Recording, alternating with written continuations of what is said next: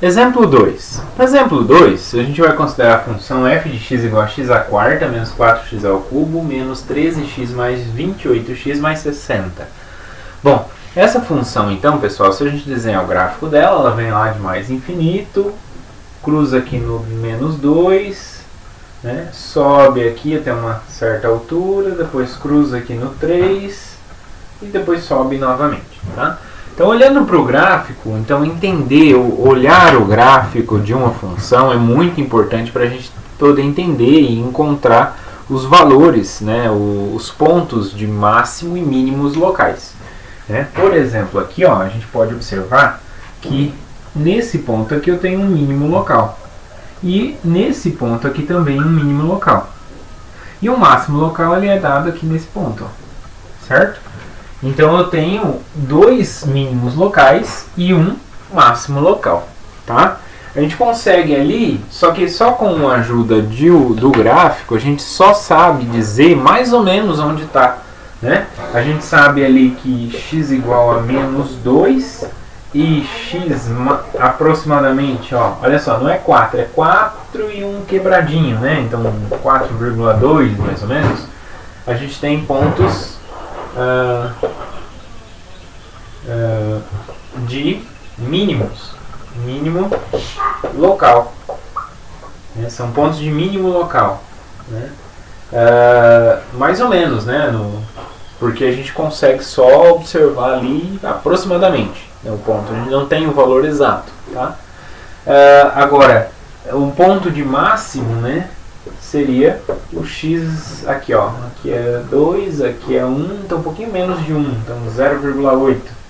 Mais ou menos 0,8 é ponto de máximo local. Né?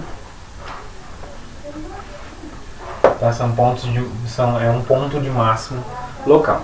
Tá? Então entender o gráfico é muito importante para a gente poder entender quem são os candidatos e poder entender também o intervalo. Por exemplo, ó, nesse intervalo, se a gente pegar aqui ó, entre menos 3 e 0, tá, beleza.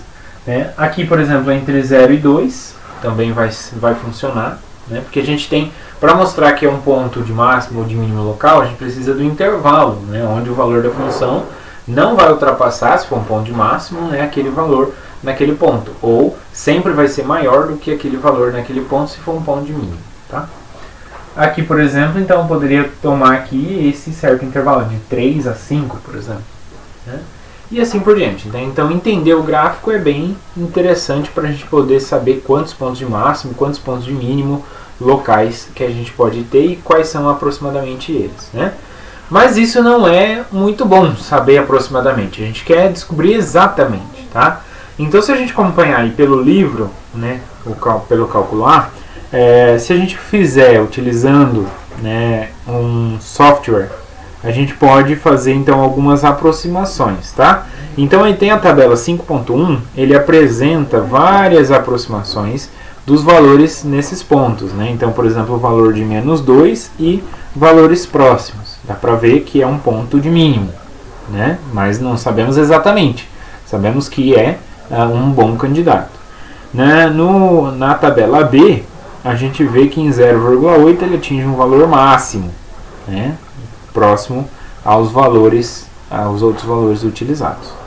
Né? E na tabela C também, ele atinge um valor mínimo ali próximo daqueles valores utilizados. Mas poderia ter um valor ali muito perto que fosse menor ainda, né? Então não podemos garantir que são pontos de máximo e pontos de mínimo, né? Não conseguimos garantir a exatidão, conseguimos garantir apenas que é aproximadamente, tá? Então por isso que a gente precisa de outros recursos, né, para descobrir exatamente quem são esses pontos, né? Uma ideia é o seguinte, pessoal, olha só, né? Vamos utilizar então esse aqui. O que esses três pontos têm de especial se a gente olhar para a reta tangente ao gráfico dessa função? Né? Então, se eu olhar para a reta tangente, olha só, a reta tangente está vindo aqui, ó, né? Nesse ponto, está vindo aqui, né? Até chegar nesse ponto. Bom, então nesse ponto, olha só, a reta tangente foi horizontal, depois ela passou a se inclinar mais para cá e, bom, horizontal de novo nesse outro ponto. E depois ela vem para cá, né, inclina e horizontal. Olha só, esses 3 pontos, pessoal, são 3 pontos onde a reta tangente deu horizontal, né? E aqui vai aumentando. Então, olha só, pontos onde a reta tangente é horizontal, o que significa isso?